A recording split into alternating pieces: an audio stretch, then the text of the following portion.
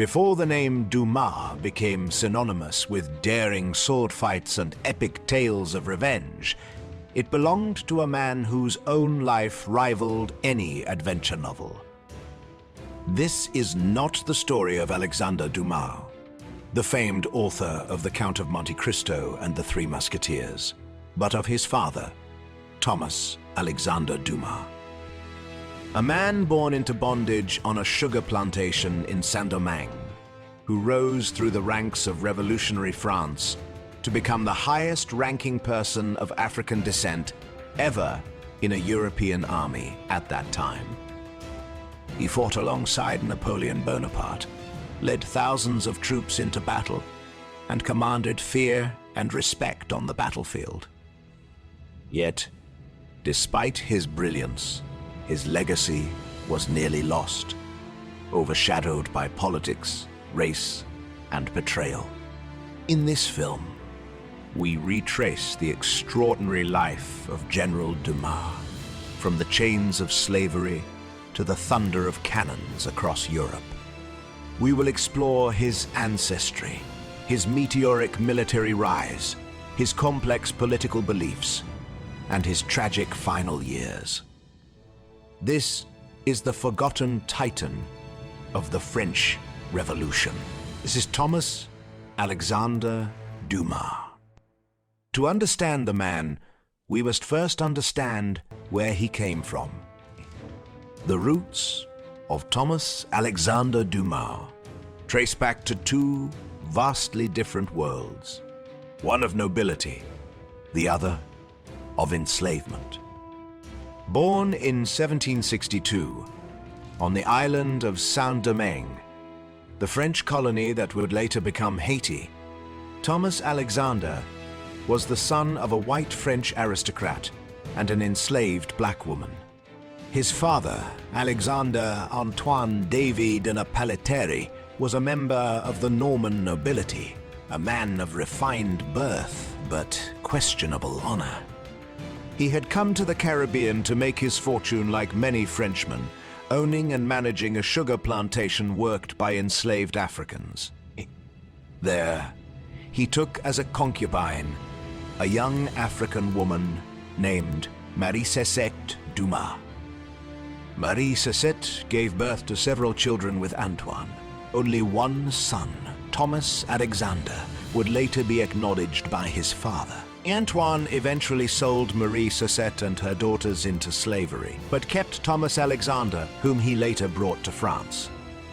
The boy would never see his mother again.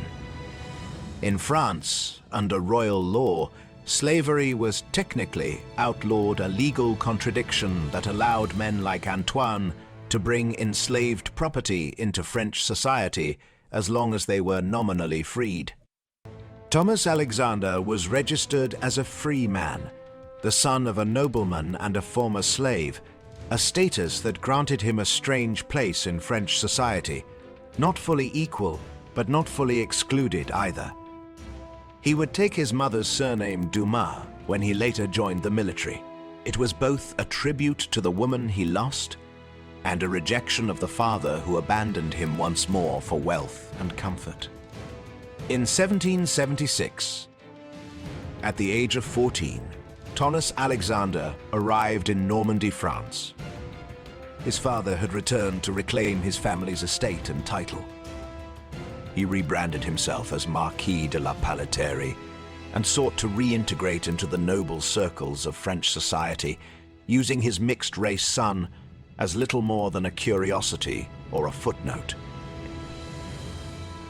Despite the boy's illegitimate and biracial background, Thomas Alexandre was given a basic aristocratic education, including fencing, classical literature, and horsemanship, all skills that would serve him in war.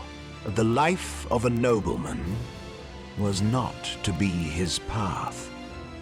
In 1786, at age 24, he had a falling out with his father. Accounts suggest Antoine refused to support him financially, perhaps due to shame, racial prejudice, or fear of social damage. Estranged and broke, Thomas Alexandre made a pivotal decision. He enlisted in the French army not under his noble surname of Davy de la Pelletterie, but under his mother's name, Alexandre Dumas. It was a powerful gesture. In a world dominated by white lineage and aristocratic names, he chose the identity of the enslaved woman who bore him. The act was both political and personal, a declaration of independence. Dumas joined the Queen's Dragoons, a cavalry unit, starting as a private.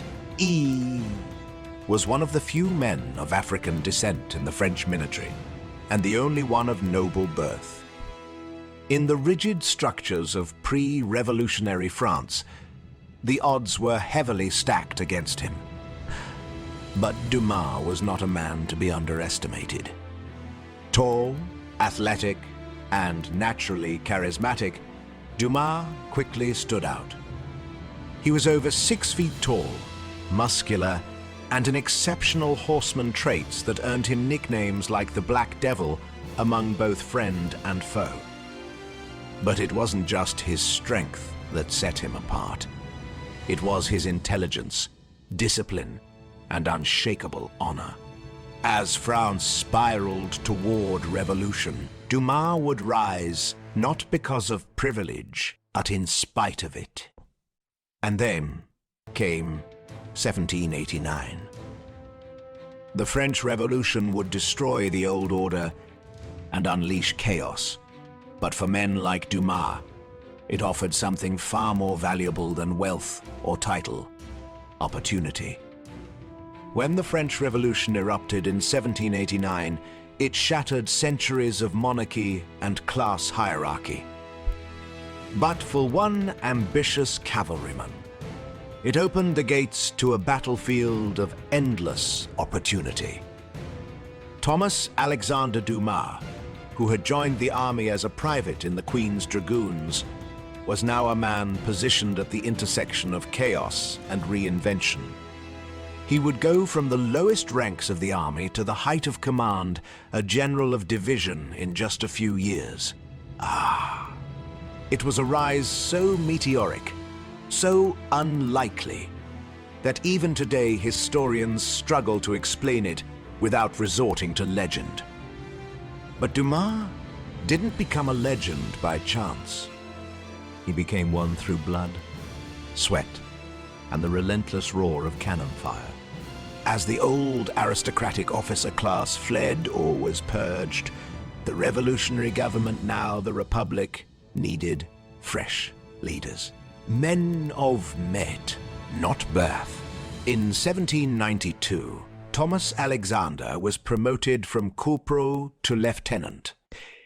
In just 2 more years, he would become a brigadier general, one of the highest ranks in the army. His promotion was unprecedented.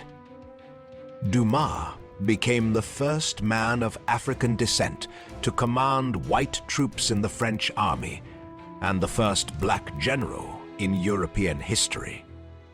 His peers included names like Jean-Baptiste Kleber, Lazare Hoche, and Napoleon Bonaparte. Men who would shape the future of Europe.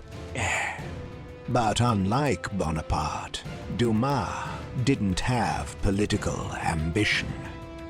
He had one goal: military excellence. And he achieved it. In 1793, Dumas was assigned to the Army of the Alps, stationed near the border with Piedmont, Sardinia. France was surrounded by monarchies who wanted to crush the revolution. In the Alps, the enemy was both terrain and army. The fighting was brutal cold, high-altitude skirmishes over impossible ridgelines. Yet Dumas distinguished himself almost immediately. He led a daring assault at Mont-Cenis, seizing the pass from Sardinian forces in the dead of winter. Here's an eyewitness account from French Captain Rouget of Dumas in 1794. The black general rode at the head of the charge, sword drawn, shouting for us to follow. The enemy broke before we reached them. His presence made us believe ourselves invincible. His boldness earned him promotion to General of Brigade, and shortly after, to General of Division, the highest field rank before Commander-in-Chief. In less than 2 years, he had risen from the ranks of junior officers to command entire divisions.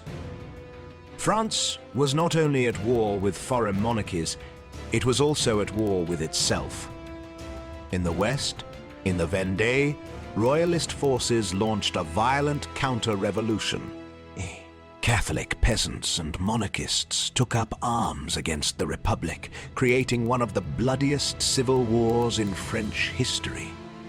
Dumas was sent to the front lines. Despite being a cavalry officer by training, he adapted quickly to the irregular tactics of the Vendéens. He ordered light cavalry raids, surprise ambushes, and scorched earth tactics, all while maintaining discipline and refusing to engage in the massacres many generals condoned. From there, Dumas was deployed to the Pyrenees to face Spanish forces. Here, too, he gained a reputation for fearlessness and creativity. He led cavalry units up Rocky Mountain passes deemed impassable. His boldness astonished both allies and enemies. Here's an eyewitness account from Spanish officer Juan do Campo of Dumas in 1795. The man called Dumas led an attack across the stones with such fury that even our horses refused to charge. His sword flashed like lightning. It is said he is not a man, but a force of nature. These successes solidified his name across Europe. But Dumas' greatest chapter was yet to be written. In 1796, a rising star named Napoleon Bonaparte was given command of the army of Italy. He was 26, brilliant, and utterly ruthless. Bonaparte surrounded himself with capable generals, and one of the most vital among them was Thomas Alexandre Dumas. Now commanding cavalry forces in the army of Italy, Dumas led thousands of troops into some of the most iconic battles of the campaign. His reputation as the Black Devil was forged in these blood-soaked valleys.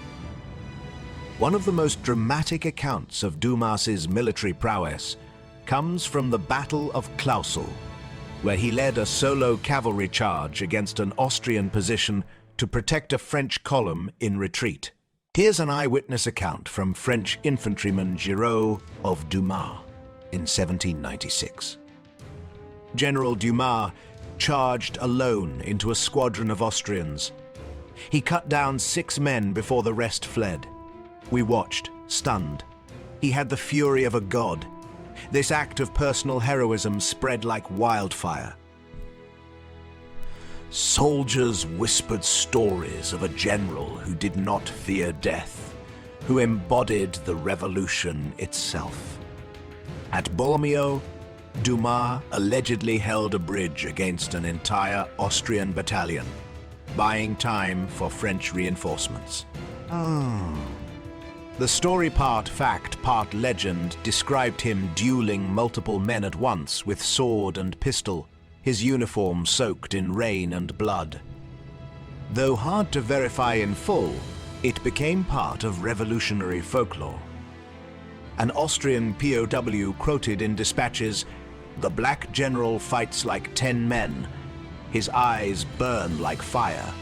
We dare not face him again. Bonaparte, always sensitive to political image, admired Dumas's courage but also felt threatened by his popularity." Tensions between the two men began to simmer. The campaign culminated in the siege of Mantua, a fortified Austrian stronghold. Dumas's cavalry played a key role in cutting off supply lines, forcing Austrian General Wormser to surrender. With Mantua's fall in 1797, the war in Italy was effectively won. Dumas was hailed as a hero. His troops adored him. His peers respected him. Even foreign enemies acknowledged his brilliance. But back in Paris, politics had begun to shift, and Napoleon was about to make a move that would change everything. In 1798, Bonaparte launched his most ambitious plan, yet the Egyptian campaign. He intended to conquer the Middle East, threaten British India, and become a modern-day Alexander. Dumas, despite his doubts, was ordered to join. He was made commander-in-chief of the cavalry, the highest position he would ever hold. But Egypt would prove to be a disaster. Dumas disagreed with Napoleon's authoritarian style, criticized the looting of Cairo, and condemned the treatment of civilians. He was openly anti-slavery and horrified by what he saw. The rift between the two men widened into enmity. In the next chapter, we follow Dumas into the deserts of Egypt, into rebellion, captivity, and betrayal. His courage would remain unbroken, but his body and his fortunes would not. In 1798, General Napoleon Bonaparte launched an expedition to Egypt, a bold military and cultural campaign meant to sever Britain's route to India and establish a French empire in the East. It was not just a war of conquest. Napoleon brought with him scientists, architects, and engineers. He envisioned himself as a liberator, a Caesar reborn. But amid the desert sun and ancient ruins, Bonaparte would also bring tyranny, and Thomas Alexandre Dumas would witness it firsthand. Dumas, appointed commander-in-chief of the cavalry, was initially enthusiastic. Egypt promised new fields of valor, a test of leadership, and possibly greater glory. But what he encountered instead was corruption, cruelty, and betrayal. The French invasion of Egypt quickly turned brutal. French forces crushed Mamluk resistance, sacked cities, and imposed harsh rule. The promised liberation turned into occupation. Dumas, raised with a sense of honor and deeply opposed to tyranny, became horrified by what he saw. He condemned the looting of Cairo, the slaughter of civilians, and the execution of prisoners. Worse still, he saw Bonaparte abandon the ideals of the French Revolution in favor of personal empire. In private, he began to call Bonaparte a new tyrant, a man who had betrayed liberty for ambition. Historian Gérard Noiriel writes, Dumas saw the Egyptian campaign not as a glory, but as a grotesque farce. Where Bonaparte saw empire, Dumas saw hypocrisy. He voiced his concerns in letters and in person. His sense of military ethics clashed with Bonaparte's political cynicism. In a famous letter to the Directory, Dumas criticized the treatment of locals and described the army's suffering under poor logistics, heat, and disease. He wrote, "The people we came to free now hate us. This is not war, it is robbery. The ideals of 1789 are dying in the sands." This open dissent marked him for suspicion. While other generals bowed to Bonaparte, Dumas held his ground. In late 1798, uprisings in Cairo broke out in response to French rule. Dumas, disgusted by the atrocities committed during the suppression of the revolt, requested permission to return to France. His health had begun to deteriorate, exacerbated by poor food, disease, and stress. Bonaparte granted his request, but likely saw it as a political convenience to be rid of a rival. What followed would be one of the most harrowing episodes of Dumas's life. In February 1799, Dumas embarked on a voyage home, departing from Egypt aboard the ship La Belle Maltaise. With him were several officers and his aide-de-camp. They never reached France. A violent storm forced them to dock in Taranto, part of the Kingdom of Naples, a monarchy hostile to revolutionary France. Upon landing, Dumas was immediately arrested. Despite carrying military credentials and diplomatic papers, he was accused of being a Jacobin agent and spy. The Neapolitan authorities, likely encouraged by royalist sympathies, had no intention of respecting international law. Dumas was imprisoned in a fortress dungeon at Brindisi, then transferred to Taranto. There, he would languish for 2 years in horrific conditions. Imprisoned without trial, Dumas was subjected to starvation, neglect, and disease. His letters, few of which survived, paint a desperate picture. This was taken from a letter written during his imprisonment in 1800. "My legs are swollen. I cannot breathe. My teeth are falling out. I am forgotten. My wife does not know if I am alive or dead. Denied medical care, Dumas developed gastric ulcers, scurvy, and permanent damage to Pamage, his vision and bones. He lost significant weight and nearly died from malnutrition. All the while, his family in France had no word of his whereabouts.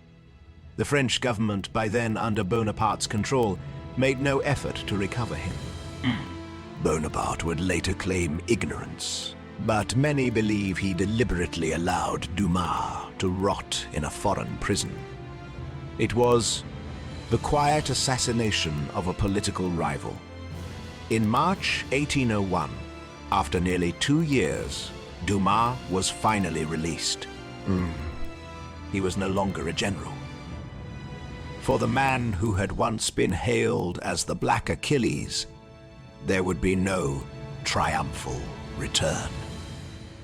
He was a man broken by war, betrayal, and imprisonment. The state he had fought for, bled for, had turned its back on him. Dumas, now in his early 40s, settled in Villas Cotterarès, north of Paris, with his wife and young son. His body was broken, but his pride was unbent. To support his family, he sold personal belongings and relied on modest support from friends and admirers. His son, Alexandre Dumas, would later recall watching his father grimace in pain, still trying to teach him fencing with trembling hands. The mighty general was now a political exile in his own country. His health was in ruins. He suffered from chronic stomach ulcers, likely caused by starvation in prison. His legs were swollen from untreated edema. He lost most of his teeth. He coughed up blood and frequently collapsed from pain. The mighty cavalryman who once leapt from his saddle into enemy ranks could now barely stand without help. Amid the suffering, Dumas still had one thing: his family. In 1792, before he rose to the heights of military glory, Dumas had married Marie-Louise Elisabeth Liberet, the daughter of an innkeeper from Villas Cotterarès. Their courtship had been quiet, marked by a shared sense of decency and respect. Marie-Louise stood by him through it all, through Italy, Egypt, and the long silence of his imprisonment. When he returned in 1801, gaunt and sickly, she became his nurse, his advocate, and his strength. In July 1802, Marie-Louise gave birth to a boy. They named him Alexandre Dumas, after his father. The child would grow up in poverty, his father increasingly unable to provide for the family.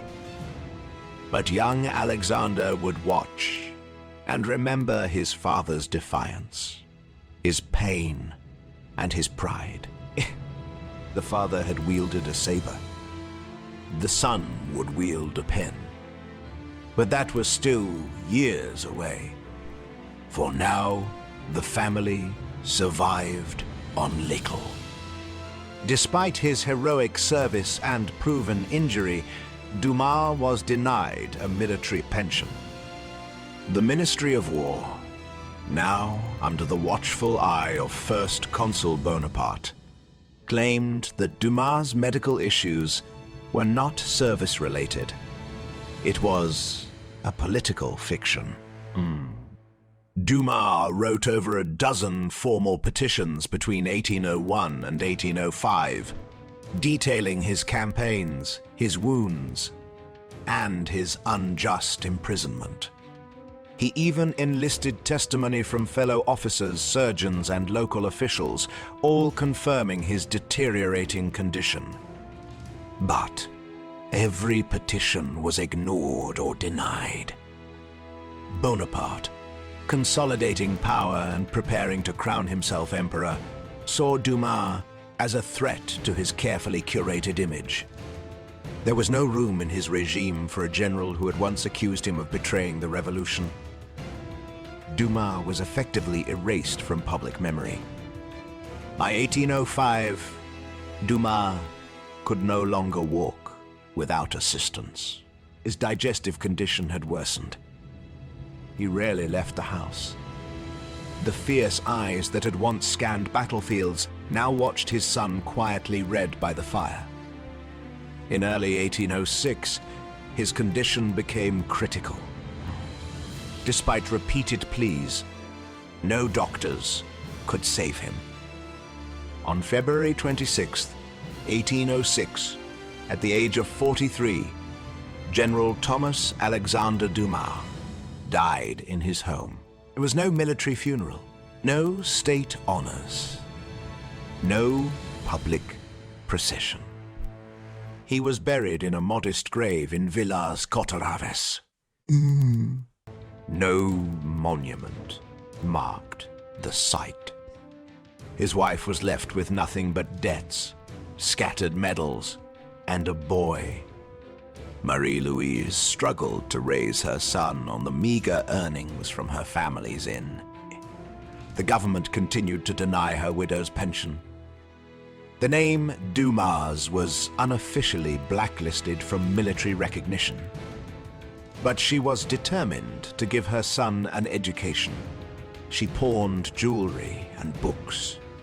She took in boarders. She wrote petition after petition to the state, all ignored. Still, she raised her boy to honor his father, to know that he came from greatness, even if the world chose to forget. That boy, Alexander, would grow up poor, biracial, and fatherless in Napoleonic France, a society where racism and class were deeply embedded. Bah! He would never forget the man who once charged into Austrian cannons with only a saber and a dream. As an adult, Alexandre Dumas fills the Sun would become one of France's most celebrated authors. But before The Three Musketeers or The Count of Monte Cristo, he wrote something else, the story of his father. Though never completed, his unfinished biography of General Dumas served as both tribute and testimony. In the pages of his novels, the spirit of Thomas Alexandre Dumas lived again in characters like Edmond Dantes, Athos, and Georges. The sun could not resurrect the man, but he could resurrect the legacy. And he did. For nearly a century, Thomas Alexandre Dumas was largely forgotten by France. Overshadowed by Napoleon, ignored by historians, erased from textbooks. But in the 20th century, his story began to resurface thanks to the rediscovery of military records, letters, and his son's writings. Then, in the early 2000s, a long overdue tribute came at last. On April 4th, 2002, French President Jacques Chirac held a national ceremony honoring General Dumas. His symbolic remains were placed in the Panthéon of Paris, alongside Voltaire, Rousseau, and Victor Hugo. Some of France's greatest minds and heroes. A bronze statue was erected near Place du Ganaïre-el-Catrou in Paris, depicting Dumas in full military uniform, tall, proud, unyielding. But the statue was not alone. Next to it stood two others, one for his son, Alexandre Dumas Pierre, the novelist, and one for Alexandre Dumas Fils, the playwright, a trinity of genius, connected by blood, story, and rebellion. Today, Dumas's name is taught in military academies and studied by scholars. His legacy has been explored in documentaries such as The Real Dumas, The Black Count, novels and biographies, and academic research on race and the French Revolution. He is recognized as a precursor to civil rights ideals, a man who rose from slavery to generalship, who fought not just for a republic, but for dignity. Thomas Alexandre Dumas lived and died in contradiction. Born into slavery, he became a general. A man of African descent who led white troops to victory in a world that did not believe he should exist.